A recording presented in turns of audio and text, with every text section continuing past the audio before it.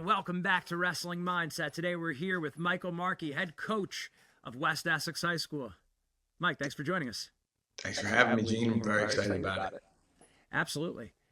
All right, so let's talk. Let's jump right into it. We talk a lot about mindset. What are some of the struggles you see a lot of the guys dealing with now, and maybe how that's changed over time from the past? Yeah, I mean, listen, some of these are as old as time, right? Like, we've been doing this a long time. I've had coaches who did this a long time ago, myself, who struggled with some of the things that kids still struggle with today. Obviously, I follow the podcast, I follow you guys, and social media is obviously another added layer to what the kids are dealing with today, because they have access to incredible amounts of information, along with what their opponents eating for breakfast, and what they did the night before. Along with that is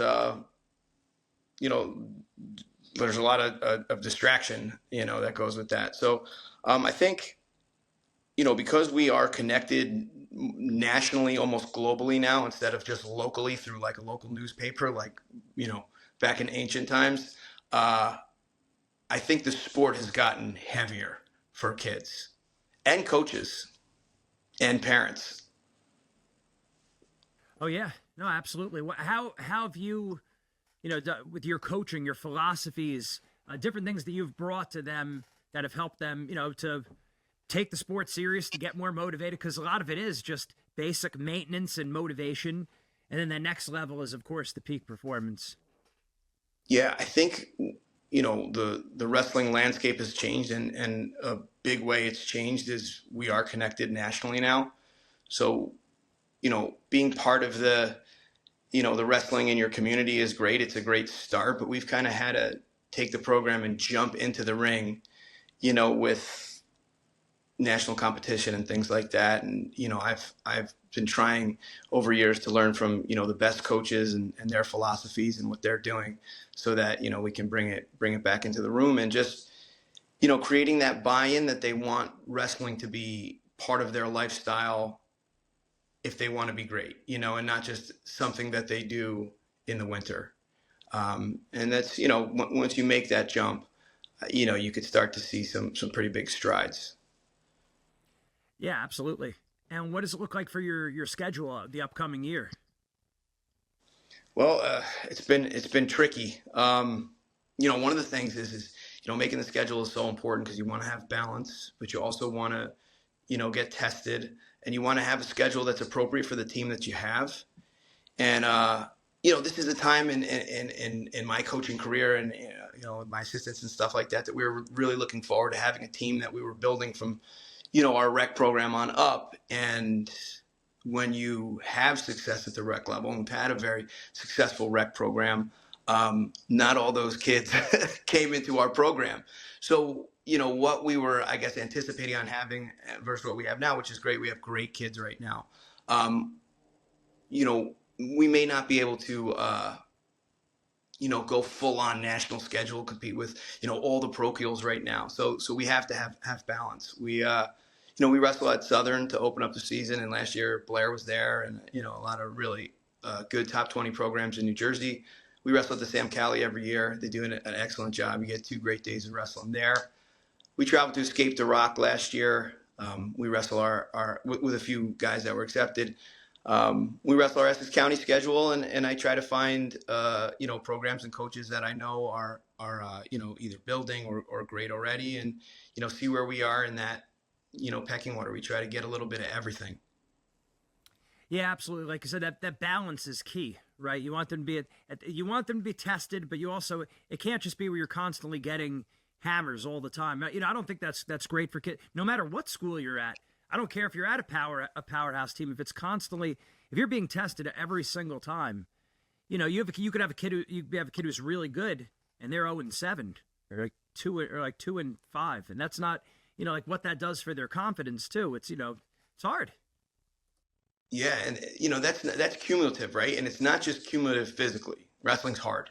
Practice is hard. Competitions are hard. Like, there's going to be a cumulative physical effect, but mentally, like I said, the sport has gotten heavier, because you do have, access to this kind of competition where, I remember what it's like. It's stressful preparing, And if you're preparing every week like that, and on top of it, you're throwing in travel and their homework and the distractions that I spoke about before, that gets real heavy. And you want an athlete that feels fresh down the stretch, fresh for the postseason, not somebody who's been carrying the weight of the world for months now. Yeah, that is a really good point. That it really is. It really is cumulative. You have to look at the big picture. And I mean, there are a lot of parents out there who will say like, well, just keep getting tested, right? And it's like kind of but they're zooming out. They're looking at it from such a macro point of view. You have to also think about the kid who's still a kid, and right? And how are they feeling with all this? And especially like you said, his practice is really hard, weight maintenance, and now on top of that, it's like where's the light, right? Yeah, easy for a parent. Yeah, go ahead. It seems so obvious, right? Like things aren't going exactly how you want. More, right? Oh, we didn't wrestle great. More. And that's not always the right answer. We've all wrestled, and sometimes if you get a little space from it, if maybe we need to, hey, let's hit pause for a second. You get some downloads. You freshen up, you get your mind right, you get your body right, you get your sleep back on, and then you come back into the room, and all of a sudden, techniques that were baffling you before are starting to be, just inherent. You have them all of a sudden. And I've seen that more than I've seen just push, go, go, go, go, go, go, which, I was raised on that, and there is merit, but I think we're a little smarter now than maybe we were. Yeah, it's working harder and working smarter.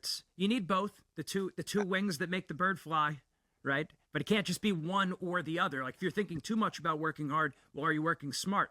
And if your only focus is, hey, I got to work smart, you probably need to throttle down a little bit more because it's too much efficiency and economy and optimization. And frankly, what that comes down to is an excuse for, hey, you got to grind. Yeah, man. Right. Like that's, you get put in hairy positions in matches, especially those big matches where, there's no more time to think. You better be, battle tested. That muscle memory better be there, and you better be willing to fight, and so you got to put, these wrestlers in those situations in practice, and you got to make sure that they've seen competition like that before, their goals are on the line. Right. Absolutely. And now talk about some of your experience with wrestling mindset, some of the wrestlers you've seen on your team also, right? Talk about the experience there, and you were talking about the coaches, the certification. Yeah, I mean, I could go way back, right? I've been teaching now at West Essex High School. This is my 20th year. I mean, that went like that. I can't believe that. And I've been part of the wrestling program for 15 plus. I started as an assistant and head, and our first state champion when I was a coach, I was an assistant back then, Anthony Perotti. He's a household name, 2-time All-American for Rutgers, kind of kicked down the door at Rutgers for Scott Goodale, became his first All-American. I just remember when he was on our team, the influence that he had because of his mindset, like because of how, he's just a winner. Like he exudes confidence. It kind of lifted all wrestlers on our team. And so back then I realized that there was like real merit in, your presence and your energy and the energy and culture of your team and your individual wrestlers. So when I started seeing you advertise, it's been years, and I said, this is an edge, and that's what we're looking for now, because everybody has we have access to everything now. We have access to so much technique, and I'm at the youth states, and Jordan Burroughs is in one corner and Reese Humphreys in another. I'm like, I wonder if everyone understands what access they have right now, but as coaches, it's like, okay, so where's the edge come from? It's like, maybe it's this, and so normal high school stuff, right? Like I think about, like dual meets are so exciting and unpredictable. And I think part of it is because I started to realize, like, yeah, we're this team of wrestlers who this one's girlfriend broke up with him last night. This one lost to somebody on this team 2 years ago, and they have this like superstition over it. This atmosphere is getting to this wrestler on that team. And so you get results that are, maybe inconsistent to where people are ranked or their capabilities. It's like, hey, we need to start getting athletes to be as reliable as possible, regardless of all these factors that are going to come into their life. And that's above my jurisdiction, right? Like I needed help to learn how to manage that in athletes. And I think this is the one service that can teach that. That's why I was saying to you earlier, like, the mindset certification for coaches is invaluable. Even if I'm never going to, be a mindset coach with you, if I'm going to manage a team, I have to have access into how to navigate each, wrestler's experience. And so we had Alex Esposito a couple of years ago who used you guys, on our recommendation because he was so new to the sport. And so what he was going through was like imposter syndrome, kind of. He set his goals high. I mean, I can't say enough about him and what he did. And our assistant coach, Joe Laspinosa, and name drop in there. How he was able to bring him through the circuit so quick. But, he needed moments, he needed things, reminders, to reset, like he would do his reset thing that you guys taught him. And, to remind himself that he belongs and he's done the work and everyone's human and things like that, during his matches. So, I just saw how that helped him, and it was a welcomed, what's the word I'm looking for? Like relief for us. It adds a component for us. We can only do so much for each kid in a season. So getting something like wrestling mindset on board or a nutritionist on board, like those things can really help alleviate what we as coaches have to do, as a staff.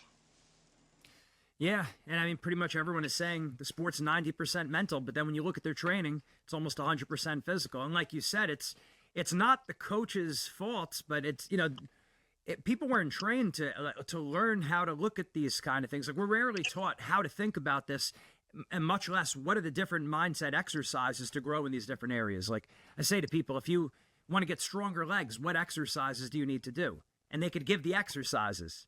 Yeah. Well, and then I'll say, well, what exercises do you need to get stronger arms? They could give the exercises. But then if you ask someone, okay, well, how do you build the mental muscle of confidence, of relaxing under pressure, of staying in the present moment, of being more aggressive? Most people have no idea. Like, what would you actually tell someone? Now, you try that with people. You ask, well, what are the exercises to build confidence? Most people have no idea at all. So we want to make it where it's more like that machine gun mindset where you could give options A, B, C, D, E, and you only need one of them to work. I mean, if there's 10 different confidence exercises that we have, you just need one of them to work. Right? Like we said, there's $1 million underneath a stone in the parking lot. You'll probably turn every single stone, but you only need to turn one stone to get the $1 million. It's like that with mindset.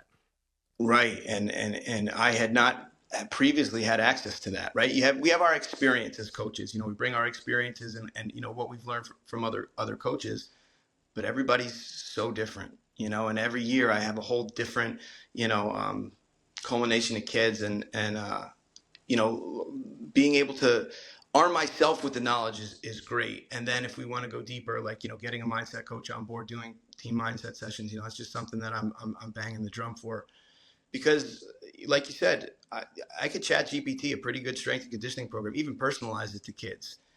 A relationship, right? Hearing another human being, another coach on board who's dealing with the aspect of, your confidence and things like that. You can't chat GPT that, and you only get so much from, studying and video and stuff like that. So having another human being on board who's there to support you and not cracking a whip in practice, it's valuable. Right, absolutely. And a lot of these kids just need someone to talk to. Like you said, just like no two fingers on your hand are identical, no two kids are the same. So yes, the general principles are the same, but then how you apply that to each kid could be a world of a difference, right? Absolutely. I'm still figuring it out. Hey, we all are. I say to everyone, if you have all the answers, it means you need to start changing your questions. No, that's right. Yeah, definitely. So what else do you guys have going? Any camps, clinics in the off season, different things your guys are doing? We always have a pretty busy off season. I'm really proud of the commitment my coaches and my wrestlers make. It's kind of a prerequisite now. If you want to be competitive, you're gonna have to put some type of time in the off season. And while competing in other sports is certainly something, you have to check some boxes for wrestling. We go up to Penn State at the beginning of every summer, for a couple of days for a team camp. We've been doing that, since I started coaching, and that's been great for us. Our team wrestled at New Way National Duels this summer, and that was a great experience for them.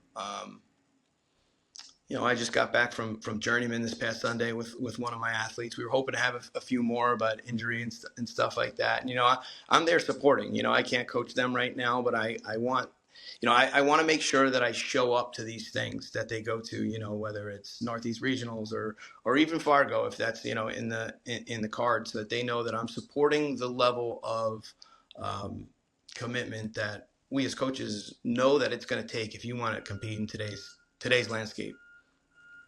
Right. It just seems like it gets so much more competitive, where a lot of times the gap now between the average and the very good is wide.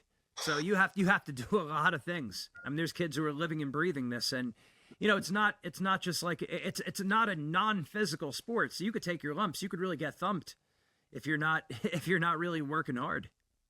Yeah. And it works both ways as a coach too. Like, you really need to stay current, because the sport moves really fast. And, what I believed could get you on the state podium just a couple of years ago may not translate now, with all the access that these kids have and the level that I love having the conversation with old heads about how tough it used to be. And listen, I have the utmost respect for all my peers, guys, watching Donnie Pritzloff and, Damian Hahn, Pierre, and they're incredible.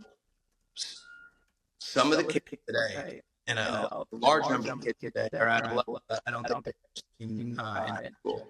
I'm reminded every year in Atlantic City how tough New Jersey is now. Right. Yeah. Right. Yeah, and you see a lot of these guys, they come out, they're like a deer in the headlights. Their eyes are as wide as saucers. They come out white. They're shook because they actually get there.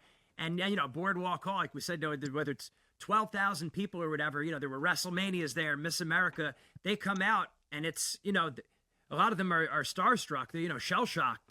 So it's hard. Yeah, and I think you need to, as a coach, you need to put your kids in situations where they're wrestling in a venue, an open air venue, an arena, where there's a lot of whistles, a lot of things going on, a lot of a distraction. You can't hear your coaches in the corner, with something on the line, because if your first time there, it's really hard to be that stoic, and that focus through that. It's certainly intimidating, and I've seen it, time and time again. And God, like, think about it, like all of us going back there every year, whether it's coaches or spectators, like I still walk into there and get a visceral reaction, not only from when I wrestle, but from past years coaching. There's so many, unbelievably exciting moments and so many painful moments. It can't be understated, what we as wrestlers go through, and coaches and parents. No, you're right. And what do they call it? The saddest place on the Jersey Shore? Is there some kind of article that said that? Yeah. But you're right. You get you captured it really well by saying that visceral reaction you get just when you walk in. It comes flooding back as if you never left almost. Yeah, and I don't know. There's not too many people who it's all, pleasant memories. Like there's a lot of people who care about this sport a lot who have some scars from that venue. Yeah, people who take a few years off of going there if they're not coaching, and it's because it really is hard, and it's always been hard, and like I said, the competition just keeps going up. So no, it's a great thing. Ultimately, it's great for the sport. It's great for the kids, and just that's why putting in that time, working hard and working smart, hey, it's really important. Yeah, and then keeping it all in perspective. Right. Good say. Using wrestling as a vehicle to build mental skills and virtue for the rest of their life. Wrestlers should be the best students, citizens, parents, spouses, the whole bit. Yeah. I have two little ones at home right now. Two. My daughter just turned 2, and my son's 10 weeks old.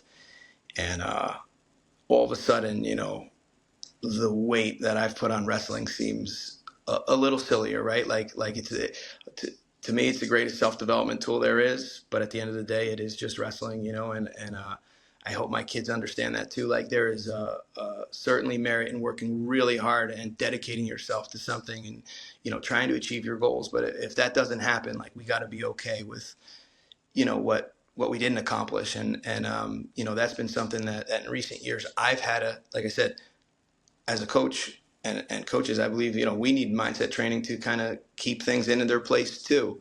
You know, as like I said, we lost a bunch of guys who I really care about, you know, who I really wanted to be on our team. And it was like I was taking it really personal, and it was really painful, and it was creating a lot of stress while we were trying to keep people and stuff like that. And, you know, my coach, you know, his name, my coaches with his assistant. His name is Nick Hughes. He's incredible. And he's been a big support system for me. And he said to me, like, are you doing this for W's? He's like, is that what this is?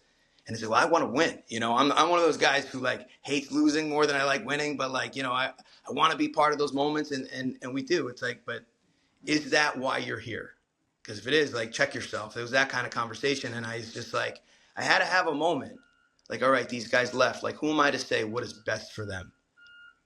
Right? It's their life. And I have to, you know, I have to be, you know, strong and content in what I think we have to offer at West Essex, you know, and I think that's a lot. But I also have to be okay with, you know, people running their own lives, you know, and I think that you're not going to know that in the moment, right? Like I think about parents and, you know, you can't see the forest through the trees. Like parents who are so close to the action with their kids act in ways that are like, you just want to grab them and talk to them. And, you know, a kid who's so pressed up against a tree and maybe can't see the big picture of the season. That's what we try to do there. The coaches get there too. I've got there too, you know, and it's like, I need to zoom out a little bit and, you know, what's this going to look like when I'm done? Is it going to be about, you know, we won groups this many times, or is it going to be about like, hey, there's a lot of people who are you know, very grateful for your presence in their life. And that, you know, that kind of thought process was like, you know, stop me for a second, because I made mistakes. You know what I mean? Like when things get heated, I don't know if you follow the NFL, but like the Cardinals head coach got in like a really heated, exchange with one of his players, and he got fined like $100,000 for it. And I was like, wow, if this was the pros, I probably would have been fined a few times. And, you know, we care so much, and the kids care so much, and you care so much that it could lead, if you're not emotionally mature, if you're not practicing this mindset stuff and protecting your energy, it can get there really easily. And I don't know if that was a off topic rant, but it's just something that's been on my mind a lot lately. No, it's right on point, and us being able to live in that state of tension where, you know, we have to, like, as teachers, as coaches, we're trying to form these young men and women. So forming them means helping them grow in virtue and, you know, increase virtue, decrease vice. And one thing that we know is that wrestling has been a vehicle that's helped us, and we've seen it firsthand, how it's literally changed other people's lives. So there's that aspect of, yeah, we're trying to help them build that virtue, these mental skills, but at the same time, we have to love their freedom, right? Yeah. They're, you know, we like to have our freedom, and we like to have people off our back. We like to be able to make the choice, the executive decision for ourselves. And we look back when we were a kid, we didn't like being forced to do certain things. So it's, yes, we need to form them, which requires an active component on our end. But then there's also the passive component of, at the end of the day, you could lead a horse to water. It's up to them. They need to be the initiator, or they need to be the one who eventually takes that step forward and says, yes, I'm going into it. So loving their freedom, forming them with virtue, and at the same time, then there's the fun aspect. Like, it is fun and thrilling to chase down a goal and a dream. So it's tough when all of those things kind of they're all going on at the same time. And now it's a little bit more focus on the virtue, and now it's a little more push. Well, now it's a little bit more back off, and ultimately it's your decision. And then the part where, hey, isn't it fun to chase down a goal and a dream? So it's all of those things at once, and at different times you need to be a little bit more give, a little bit more take. Yeah, and to just show up and think you have that all figured out as a coach is naive, you know. And that's what's great about being young. Like, oh, I you know, I've been an athlete, I can go figure that out. Like, you need to experience and get polished. And anybody who says that, oh, it's just easy to coach, no, like, it is extremely nuanced. Like, we all need help, you know, and I need help. And I think you touched on something really important. Like, and I had to learn this, and it would be something that I would teach a younger coach who came in. Like, when I first started coaching, I had a few guys who were really excited about achieving their goals. They had high aspirations, and you know, we did some things that worked and had some great success, you know, state medals or, state championships as a team and all that stuff. And then you try to apply it to the next group of kids who never set those goals. Like, you have goals for the program as a coach, you have expectations, and they're willing to meet your expectations, but their goal is to be part of something. And it might not be to get that top spot on the podium or whatever. And I was like forcing my goals for them down their throat. And then I had to realize, like, is this my goal or is it their goal? Or is this their parents' goal? Like, that's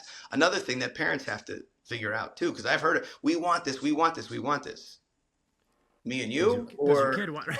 yeah, because I get caught in that, Well, we all do, because it's living in that state of tension. And I think if you don't have that tension, something's probably wrong, because there should be an aspect of it is we want to get these kids wherever they're at, take them to the next step, whatever that looks like for them personally.